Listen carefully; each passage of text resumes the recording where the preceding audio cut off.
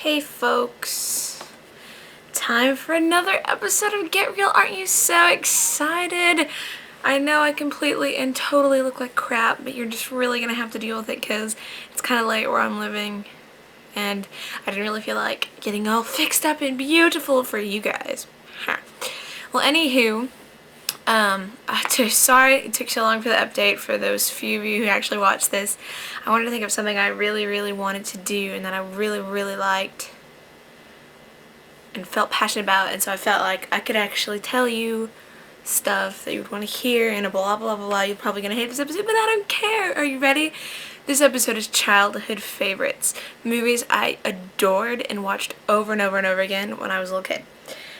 I've got 4 movies here, but I don't know if I'll get through all 4, but I'm going to show you all of them anyway, just in case, so you know what 4 of my favorite childhood movies were. So the first one is Witches, based on the Roald Dahl book. A lot of these are in VHS because they're all ghetto and stuff, but Nightmare Before Christmas, Willy Wonka and the Chocolate Factory, and Hercules. Alrighty, well, I'm not going to waste any time, and I'm going to go ahead and get started with Witches. I don't know a whole lot about this movie director and actress and actor-wise, but I do know a whole lot about this movie plot-wise, because when you're a kid you really don't care all about that, and so I haven't really looked into it now, but the story is this little boy who lives in England, I believe, at the time. He lives with his mom and dad and his grandmother, and his grandmother has educated him strongly in how to identify a witch so that he can be safe from witches that live in the area. And well, one night his parents die in a car crash, and his grandma and him take a trip to this hotel where ironically there's a witches convention. Oh! And so the witches are trying to develop a huge plan to destroy children because they hate children. And their plan basically is to turn all the children into rats by feeding them chocolate with this little antidote thingamajiggy in it. And so him, little boy, and a friend he met at the hotel are turned into rats, and now they have to save all the children of Great Britain and eventually the world. It says on the case, from the imagination of Jim Henson and director Nicholas Roeg. So I'm assuming Roeg is the director. I think that's how you say his last name, I'm not super sure. Jim Henson is the Muppet guy. Sweet. And the head witch, which her name eludes me now. I think it's Angelica Houston. Has been in a bunch of movies lately.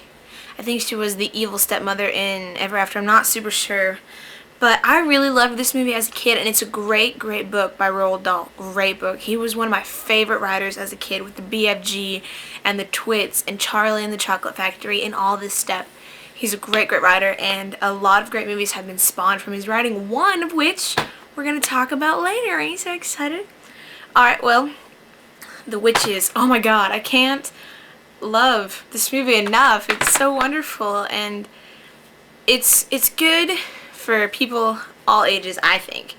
But yeah, so that's The Witches. I'm gonna give it an 8 out of 10 just because it's a classic for me.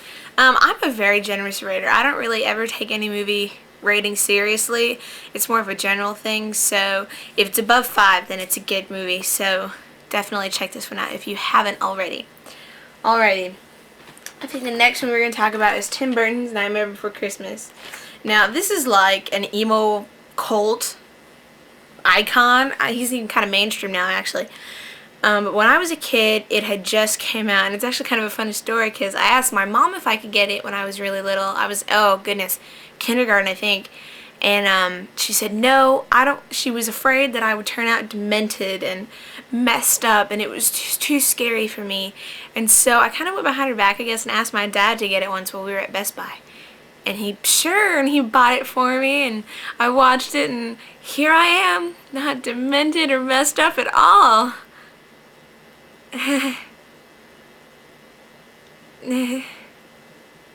Yeah, so, I grew up with this movie, and I love it.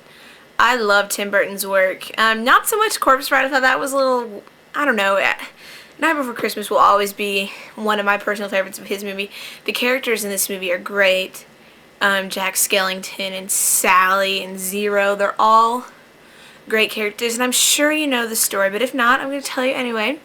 It's set in Halloween Town, and Jack Skellington is Mr. Halloween, kind of, sort of, and they live for Halloween. I mean, it's Halloween Town, and one day after a Halloween festival, Jack goes wandering off into the forest and runs into the holiday foresty thingy with all the different holidays on the trees, and he falls into Christmas, and so he tries to bring Christmas to Halloween Town, something different, something new, and it kind of goes horribly wrong, but it's a great movie. Great movie. Gone back to my old great thing again. I say it all the freaking time. But yes, and I've actually got the special edition, which shows Tim Burton's directorial debut, Vincent, which I do believe Vincent is the name of the lead character in Corpse Bride. So yeah, some stuff to look into with that. Maybe it's a connection-y, correlation-y thingy. Night Before Christmas is great. I really don't like how Jack Skellington's face is plastered over everything now. Messenger bags and beanies and nail polish and all this crap. It's just, he isn't meant for that. I don't think he's meant for all the mainstream emo people he's representing. I think he's better than that, but that's just me. So I'm gonna give Night Before Christmas an 8 out of 10 as well. Probably all of these except for one is gonna get an 8 out of 10. I love this movie. I can watch any of these movies like whenever. So yeah, Night Before Christmas, I'm sure all of you have seen it, so it's no big deal, but moving on. Okay, Willy Wonka and the Chocolate Factory. First thing I want to get out of the way is its nemesis, Charlie and the Chocolate Factory. Okay, that movie blows. Blows. I know Tim Burton did it, and I know Johnny Depp was in it, and I know it was closer to the book than the original, but I don't care. Gene Wilder kicks Johnny Depp's ass, alright, in the Willy Wonka in the Chocolate Factory, Charlie in the Chocolate Factory world. Gene Wilder is Willy Wonka to me. Willy Wonka is not some pale, freaky dentist son kid. No, Johnny Depp is a great actor. I really think he's an awesome actor, but he was not Willy Wonka to me. He was a little too creepy. Gene Wilder was just so much better, I think. So much better. And Gene Wilder being one of my favorite actors of all time, so I'm kind of biased, but oh well. Willy Wonka and the Chocolate Factory is one of my favorite movies of all time. I actually watched it just a few days ago, actually. I love this movie. The story is great. The book is great. Also written by Roald Dahl, which same as The Witches. I love this book. I even own a book called Pure Imagination, The Making of Willy Wonka, and it goes through all the makings of this movie and about the Oompa Loompas and stuff. Oh my gosh, the Oompa Loompas in the new movie were so retarded. They were all one person, computer generated over and over again. And at least the Oompa Loompas in the old movie were different people. Like, they're a race of people, not one person, computer generated over and over freaking times. Ugh. I don't even want to talk about the new one. It hurts, right? Here. And that heart on my t-shirt. Right there. But I really love Willy Wonka and the Chocolate Factory. And Peter Ostrom, I think is his name. Yes, it is. I'm freaking awesome. The kid who played Charlie in this movie. This was like the only movie he did, and now he's like working at a dairy farm in New Jersey or something like that. I think that's great. How he totally avoided the system. I think he's fantastic. But Gene Wilder, oh yeah, one of the greatest actors of all time. Young Frankenstein, Blazing Saddles, doesn't matter, he was awesome in it. So, I'm sure you know the story of Willy Wonka and the Chocolate Factory. 5 golden tickets, and people all over the world are finding them, and Charlie is a poor little English boy. He finds some money in the street, manages to get a golden ticket, and all of his wildest dreams come true. Hilarity ensues, Oompa Loompas and people going, and chocolate rivers are turned to blueberries, and it's a fantastic story, and I love it so much. I give this movie a 10 out of 10. Yes, I think that this is the first 10 out of 10 ever recorded in Get Real history to Willy Wonka and the Chocolate Factory. How freaking awesome is that? My favorite quote from the whole movie is, "We are the music makers. We are the dreamers of dreams." Oh my god, I love that quote. It sounds so weird to start bursting quotes out in the middle of your thing, but I love it. It's freaking awesome. I love this movie, and if you haven't seen this, you should just die. Right now, just blah. Because you don't deserve to live if you haven't seen this movie. And if you still have breath in your body at this moment and you have not seen this movie, run. Don't walk. Don't even bicycle, or maybe bicycle, but run to your nearest local rental store and pick this up. You are deprived, child, teenager, adult, it doesn't matter. Watch it. Alrighty, so I'm going to tackle the last movie. I'm not going to say a whole bunch about this one because, yeah, but it's Hercules, one of the greatest Disney movies of all time. Actually, one of my favorites. The only other one I like as much as this one is Mulan, but that's another episode. I love Hercules. I was into the whole mythological gods, goddesses thing when I was a kid. It really interests me, and I really liked this movie. Pegasus was so cute. I loved it. I really just like this story of a god's son getting thrown into the mortal world and picked up by these humble farmers that raised him as their own. But something kind of weird with him, he's got super strength and he's kind of immortal. So yeah, I think it's a great story about being different and then finally, you know, being an outcast, but finally being accepted because of your talents. Great moral. The Greeks were smart making up this bedtime story. I'm gonna give this a 7 out of 10. It's a good movie. Great animation, great voice actors. The voice of Hades is brilliant. I can't recall his name right now, but he's awesome. Awesome. Hades is like my favorite character in this whole entire story. And the music's kick butt. But yeah, so that was my get real about childhood movies. I'm sure no one's gonna watch this one because it doesn't involve Quentin Tarantino or how little I know about him. That rips me up. Ooh. At least it's got like, I don't know, 600 views. So that's pretty good for a little homegirl like me.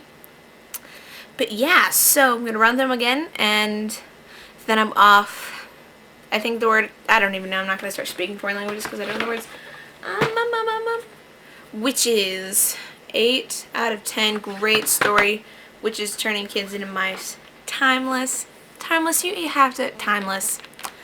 Nightmare Before Christmas, 8 out of 10 as well. I don't like how Jack Skellington is everywhere, but it's a great story nonetheless. You should watch it. Great animation, great puppeteering. Willy Wonka and the Chocolate Factory, one of the best movies of all time. 10 out of 10. Gene Wilder kicks Johnny Depp's butt. Whether you like it or not, you know it's true. You know it. Hercules, 7 out of 10. One of the best Disney movies I own, or at least I think of. I don't like that Snow White crap. Give me some Hercules and flying horses and woo!